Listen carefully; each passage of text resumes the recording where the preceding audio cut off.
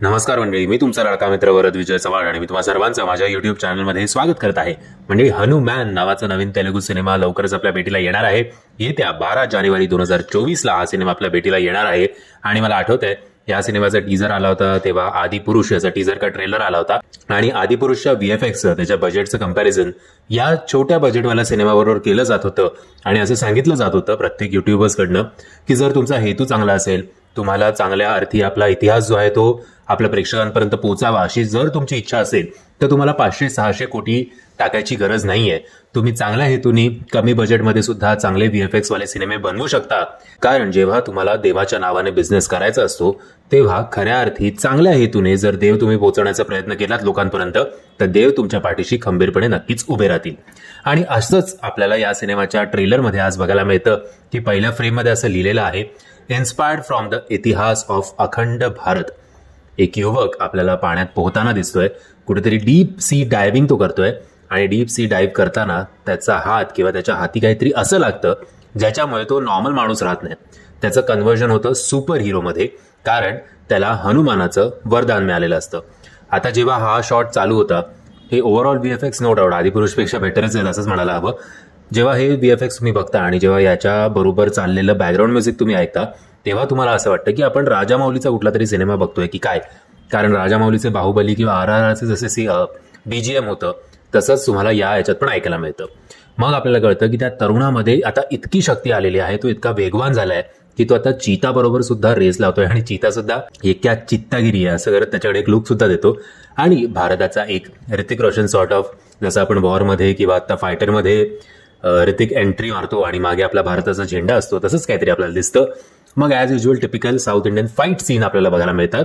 But हा shot एक प्रतिनिधित्व आहे की मॉडर्न हनुमानाचं काहीतरी अवतार या हिरोमध्ये, या नायकामध्ये आपल्याला बघायला मिळतोय. आणि त्याचबरोबर आपल्याला इंट्रोडक्शन होतं या सिनेमाच्या खलनायकाचं, जो सगळ्यात पॉवरफुल असे गॅजेट्स, असे युनिफॉर्म आपल्याला बघायला मिळतील ज्या युनिफॉर्ममध्ये सुपर हिरोवाली पॉवर असेल. पण या खलनायकाला असं हवंय की त्याला एक सूट नको आहे ज्याच्या सुपर पॉवर असेल, त्याला त्याच्या नसामध्ये सुपर पॉवर हवी आहे.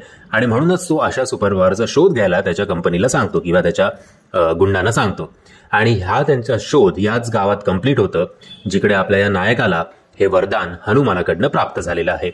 मग नायक आणि खलनायकाची चेस. आता हे मी पुन्हा एकदा तुम्हाला सांगतो, हे सगळे UFO सारखे एरोप्लेन जे तुम्हाला बघायला मिळतात ते असं वाटतं आपण 2050 मध्ये कन्वर्ट झालंय.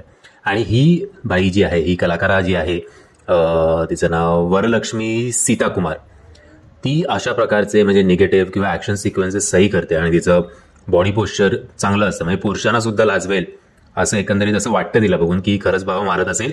ही याच्या बहिणीची भूमिका करते. आता इन द एंड आपल्याला हे नायक खलनायक हे सगळं झालं, या दोघांची मारामारी देखील झाली. मारामारीमध्ये हा डायरेक्ट असा शॉट घेण्यात आलाय की मला असं वाटतं डोंगरावरनं खाली पडलाय, बट तो दिसताना असं दिसेल की चंद्रातनंच हे होतोय की काय खाली. आणि तो पडतो बरोबर इकडे हनुमानाच्या पायथ्याशी. आणि तेव्हा आता या मुलाला वाचवायला, या गावाला वाचवायला, या जगाला वाचवायला स्वतः हनुमान प्रकट होतात.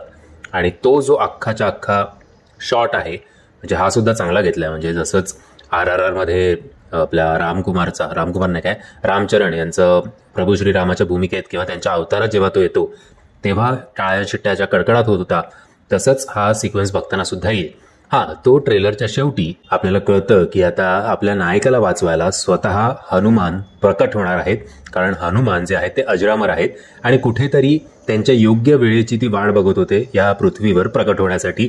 आणि ती वेळ अखेर आलेली आहे. सो या ट्रेलरच्या शेवटी नो डाऊट मजा आली बघताना या सगळ्या गोष्टी.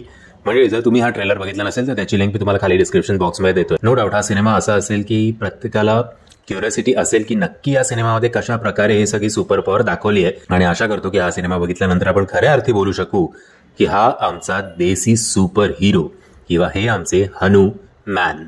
म्हणजे जर तुम्ही ट्रेलर बघितला नसेल त्याची लिंक मी तुम्हाला खाली डिस्क्रिप्शन बॉक्समध्ये देतोय.